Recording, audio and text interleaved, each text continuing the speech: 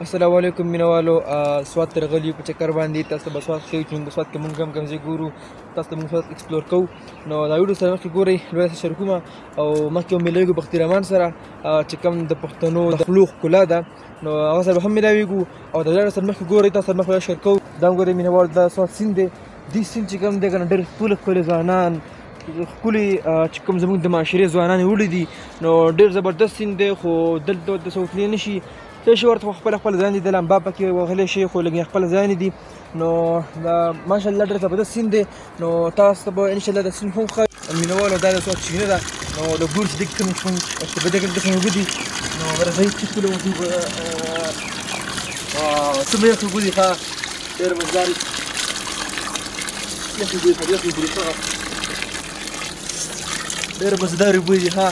نو ویډیو سره مخکې ګورئ مخکې به زه بختي رحمان سره میلاویږو او تاسو ته مخکې مې ویډیو ښیږي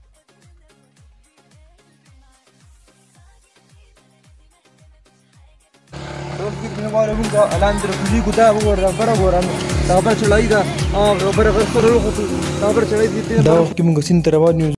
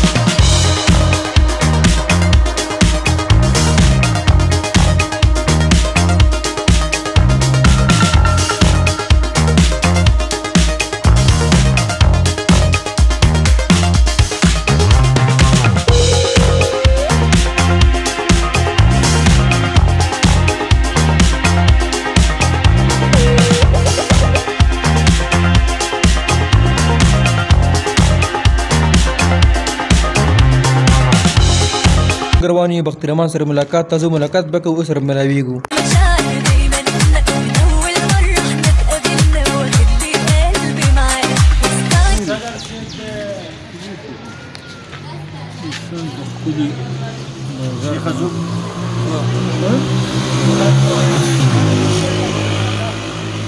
دا خو ګوره لکه شین بازار ده که نه نو ته لې اوسېږې که نه نه زما د نیکه نیکه د ره دفتر مې دی پکې داسې د نړۍ نه پکې نه راغلی داسې چېرته پکې چا به چېرته دا د وطن د ګلګله د دې سړي مه غوړی مه چې دا پلار مې تپوس د کلي د خانانو نه وکړه چې هغه زما د پلار د غیرت صفت څنګه کوي خانان ملکانان چې دا یادېږي عبدالستار خان دی چې یادېږي ته د دونه تپوس زما د دادا وکړه زه د څه قسم د سړي زوی یم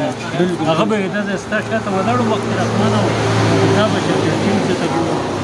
بلار د چا څوک عبدالستار خان راته خپله دا قصه یې ورسوله ما خانه دا بخیرانه تنبول دی او غل مې په نه او غل مې نه دی زه او پنه کړل دا گزار ما باندې کړل دا نیمګړی خط سره دا تړل تی ولې وی دا سترغلې مې وشته سره د پور د پیټي بیا نسکور راغله مې کبابچی دکان مخه ته نسکور سری کوي تیز د ترکول راغله بیا د مخ نه د سترغلې نه څرمن د دغه پوری کته زنګیدا او دې تیز ترکول ځان نه پوهه ده کنه د دې کلاس ته زمونه واسه دومره نیمګړی خط نیمګړی خط او دومره خط دا گزار راغله سترغلې مې لګې سترغلې دې سترغلې مې لګې بچي بیا او خو سترګه خدای پاک بچ کړو سترګه بچ کړو